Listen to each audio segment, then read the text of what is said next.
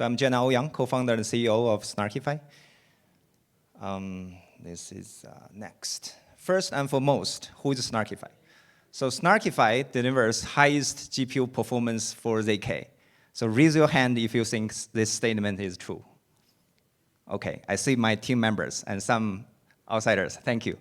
So throughout this talk, my goal is to convince you and explain to you why this statement is true. Let me start with our Z prize winnings. Over the past 2 years, we have won 6 prizes in Z prize across GPU, WASM, FPGA, as well as a Plankish end-to-end proof. My talk will be about a brief history of the evolvement of hardware acceleration. You can see some traits here, because in 2022, most of the GPU acceleration stuff about the MSM kernel, NTT kernels, and eventually in 2023, we started to work on end-to-end proofs. You can see more here. That's my view of a brief history of GPU accelerated ZK. In the first phase, people only work on the compute kernels, especially MSM and NTTs. People use GPUs, FPGAs, or even build ASICs to accelerate these 2 kernels. And eventually, people realize that just accelerating these 2 kernels are not enough to getting enough speed up, because once you solve the bottleneck in these 2 kernels, immediately other stuff becomes a bottleneck. So you need to do this end-to-end. And then, starting from last year until now, all the focus is shifting to the RISC-V zkVM. That's our current focus too. So let's start with the first phase. This is a CPU version of the work needed for accelerating MSM on CPUs, on WASM. You can see this is a blog on HackMD I wrote. There are 5 to 6 optimization tricks you can use to accelerate MSM on WASM. You can see it's quite detailed optimization tricks. And if you are working on GPUs, those tricks are a bit different, because the GPU has way more parallelization, like CUDA cores, thousands of CUDA cores. It's different from running it on 30 to 60 CPU cores. So we need to propose different algorithms to make MSM efficient on GPUs. Okay, this is the first stage. Because, as I mentioned, only solving the kernel problems does not solve the problem end-to-end. We move to the next stage, which is building end-to-end GPU provers. This is a production example of how we run the Halo 2 prover for Scroll. At this point, like, you can log in into explorer.snarkify.io. You will see we are generating proofs live for the Scroll mainnet. We generate up to half of their Scroll's mainnet traffic. And we are running our in-house GPU prover, and we are the only third party who has the in-house GPU prover, because anyone else is running Scroll's prover. How do we achieve this? We need to solve this end-to-end. This is 2 pie graphs. On the left, you can see the CPU pipeline. The gray area is witness generation, which is you need to run through your code to generate the traces before your proof generation process. And the blue and the green area are the 2 major components. They are like Plankish specific calculations, like lookups, column permutations, as well as quotient polynomial utilizations. And we move those compute processes to the GPUs as much as possible. However, because of the bottleneck on the memory consumption, for example, for Halo 2 proof systems, they consume hundreds of gigabytes of memories. We cannot put them all on a single GPU device, so we have to divide them across multiple devices. So there are still bottlenecks in communication, as well as on the witness generation. As I will mention later, in the later process, like, currently we are working on addressing the witness generation problem. But anyway, this is the second phase, and we end up 3.8 times faster than the CPU baseline. This is proving a real EVM block, so it's like from Ethereum block. We use Halo 2 zkVM circuits to prove it. And this result is around 40% faster than the fastest Halo 2 GPU prover that we know. Then we look at another example, which is still end-to-end proof on GPUs, but this problem size is way smaller. It's from ZPrice 2023. So the problem is to prove Poseidon hash on a GPU device or on an FPGA device. As you can see in the table, the bottom line is CPU baseline, around 500 seconds. The top line is our performance. I think it's around 0.5 seconds. So the performance difference is dramatic. And the trick here is to move everything to the GPU. There's almost no more communication between the CPU and the GPUs, as you can see here. This is our proof workflow. On the left is a host or CPU code. On the right is a GPU or like all the compute-heavy processes. On the left is a so-called transcript. It's some Rust code you need to generate the challenges, etc. But all the compute-heavy processes like NTT, MSM, or polynomial calculations are all moved to the GPU.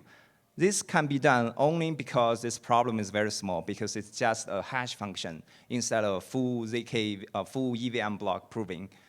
But it also demonstrates one point. Once you can move the whole proof generation process to the GPU, the speed up is actually dramatic. For example, 900 times here. This is the result we achieved recently. Okay, this is about the end-to-end phase. Now we are moving to the real zkVM, RISC-V zkVM, which is a buzzword right now. If you guys know this isproofs.org website, currently there are 3 vendors providing proofs for proving EVM blocks lively. Right now it's like we are proving 1 out of every 100 blocks.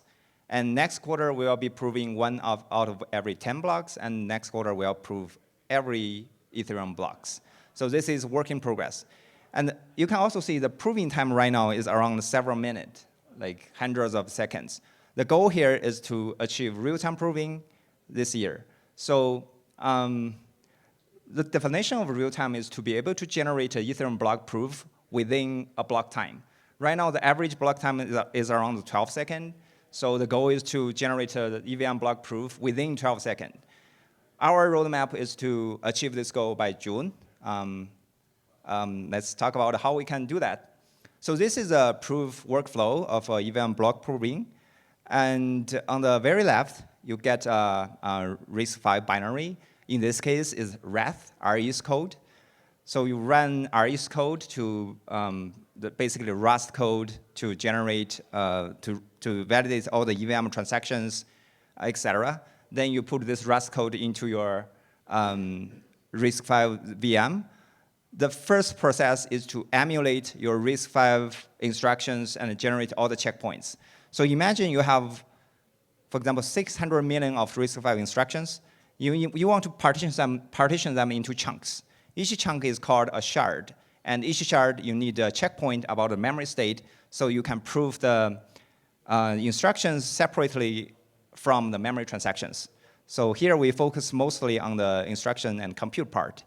So once you partition those instruction set into several shards, each shard can be proved in parallel. So as you can see, we have 4 shards listed here. And inside each shard, you need to emulate the instructions again to generate so-called events. There are, for example, add event, a multiplication event, subtraction event, etc., or node and store. With all these events, then you can fill these events into your trace table or the table you are needed to generate the proofs. So that's called trace generation. The last pass is the actual proof generation process, which is shard proof generation. Once you have the shard proofs, you want to aggregate them into one final proof for this block. That's the final aggregated proof there. So both the shard proof process and the aggregation proof process are quite expensive. So we need to figure out ways to accelerate that. And finally, you have the optional wrapper proof, because the aggregated proof is still a Stark proof. It may be 2 or 3 megabytes. You want it to be way smaller to be able to submit on-chain for verification. So you can compress it with a Gross16 or Planck proof. That's the so-called wrapper proof. So why this process is hard to accelerate? There are multiple teams, for example, Sasync and RISC-0 already working on this problem for maybe around 6 months or 1 year. They achieved certain performance, but we are not at real-time proving yet. What's the bottleneck? So the the dark area, the dark blocks, the emulation part, is a serial process. You can only run it on a single CPU core with a single thread, which is very slow. That creates great latency. For example, in a production setting, this process may take you half of your block time, for example, 1 minute or 2 to finish the emulation itself. So we need to speed up this process first. The other part of the problem is how do you make the CPU and GPUs work together so that you can eliminate the data transfer overhead. I mentioned that once you can put, for example, if we put all the shatterproof on a single GPU device, it could be very efficient. However, it's not trivial to move the whole shatterproof to the GPUs. There are two bottlenecks we are looking at here. One is, as I mentioned, the serial RISC-V emulation process. The other one is data transfer overhead. If you generate all your trays on your CPU and then move like gigabytes of memories to the GPU for proof generation. Both of them are like slowing down the whole proof generation process heavily. If we are building on top of these two assumptions, you basically will not achieve real-time proving on existing GPU devices. So we have to break both of these assumptions to achieve that. Fortunately, we already have work in progress, and we are quite confident we have solved both of these problems. That's why we can claim real-time proving by June this year. As far as I know, we have the most aggressive roadmap, including any other hardware acceleration companies or zkVM companies regarding this roadmap. Others may claim end of the year, January next year. We are the only one I know that has this June roadmap. And this will be in production soon, and we are working head-on on it. Unfortunately, I cannot disclose more technical details right now, but yeah, stay tuned. We will deliver this soon. Okay, that's about it, my talk. Yeah, thank you.